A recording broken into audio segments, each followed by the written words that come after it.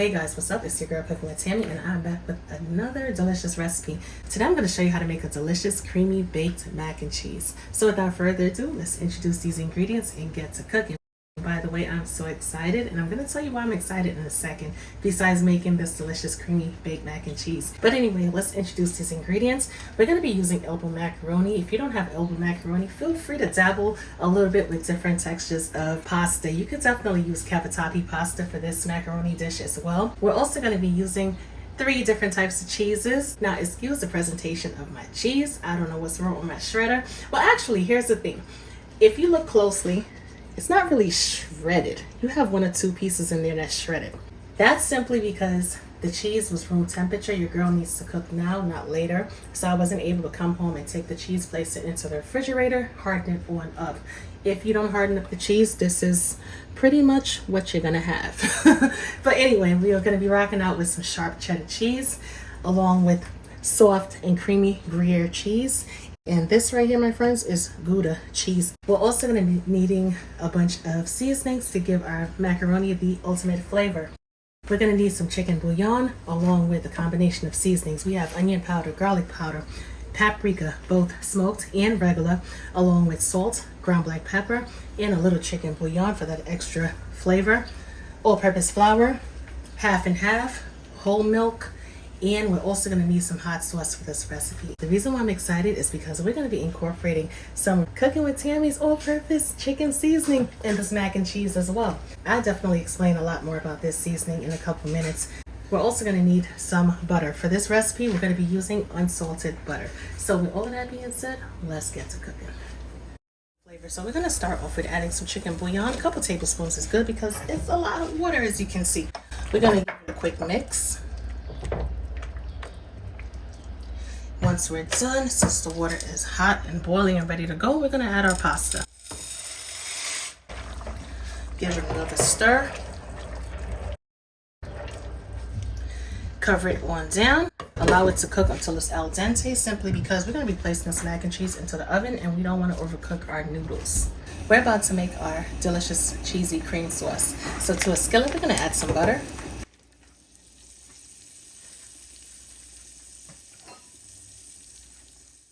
Now that the butter is all the way melted, we're going to add some of our flour. This, just in case you're wondering, is all-purpose flour. We're going to add the flour in small amounts because we want to, maintain that control. All right, we're not going to add all of the flour at one time. If not, you're going to have to do a lot of mixing. But anyway, like I said, just add small amounts. We're going to go in with our whisk and we're just going to whisk out any lumps that may be within the flour.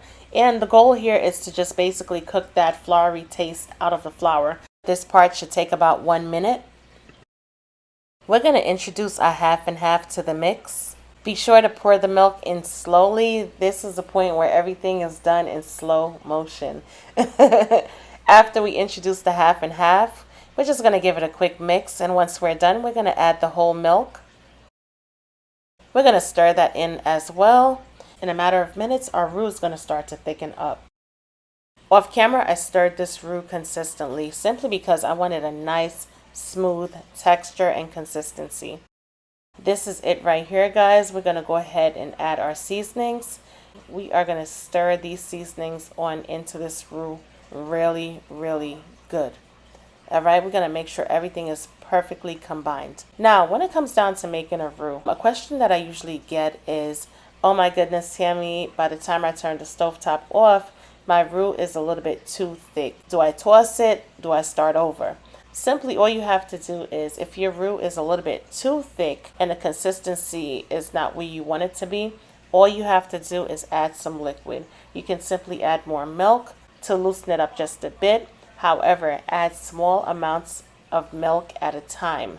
Simply because if you add too much and the roux becomes too liquefied, you're going to have to turn that stovetop back on and allow the sauce to thicken up. So it's better to just add small amounts at a time until you get the perfect consistency that you're looking for.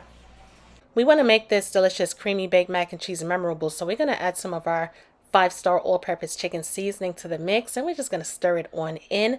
Just in case you're wondering, what does the 5-star all-purpose chicken seasoning consist of? Well, it's a blend of ground black pepper along with a pinch of salt, ground mustard. Ground mustard ties in perfectly when it comes to making mac and cheese, along with onion powder, garlic powder, just to name a few spices.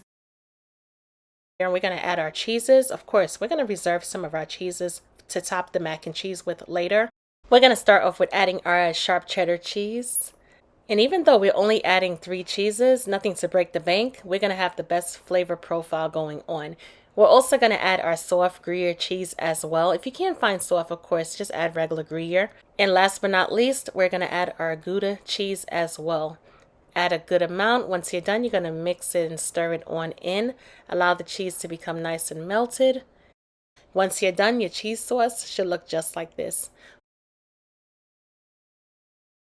Let's introduce our favorite brand of hot sauce.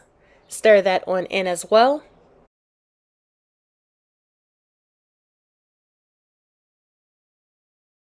Be sure to strain your pasta off first before adding it to our cheese sauce. And we're just basically going to fold our noodles into the cheese sauce. That's just basically it. Mix it on up really good. Fold it on in. Check out that stringy cheese pull. OMG, let me tell you, oh my goodness, this is going to be the best mac and cheese you've ever tasted. If there's any picky eaters in your house, whether it be children or adults, yes, adults can be picky eaters as well. This mac and cheese right here, I guarantee you, you're not going to get any complaints. So delicious, so quick and easy and delicious. All right, this is perfect, looking good, smelling great. All of our other cheeses, or should I say the remaining cheeses, we're just going to mix it on in. Once again, this is the Gruyere, Gouda, and sharp cheddar. And by all means, if you don't want to use this cheese combination, you can definitely switch it up. Use a different cheese of your preference. But trust me when I tell you guys, this cheese blend right here brings out the best tasting mac and cheese. Once we're done, we're going to take our remaining cheeses and add it to the top, just like that. I'm going to sprinkle on just a little bit of paprika on top, not smoked, but regular paprika. We're going to place it into our 350-degree oven. Bake it on up until it's nice and crispy and bubbly for about 20 minutes, give or take. If you want to brown the top even more, feel free during the last couple minutes of the baking process to turn on the broiler for about 5 minutes. And that is it, guys. Our delicious creamy baked mac and cheese is done. Not only was this mac and cheese beautiful in presentation, but trust me, it tastes even better. Be sure to give this delicious creamy baked mac and cheese recipe a try. Let me know what you think. Of course, hit me up in the comment section, and don't forget to get your 5-star all-purpose chicken seasoning. It's going to be so worth it. Be sure to visit cookingwithtammy.shop. And as always, I would definitely catch you guys in another video. Talk to you later. Bye, guys.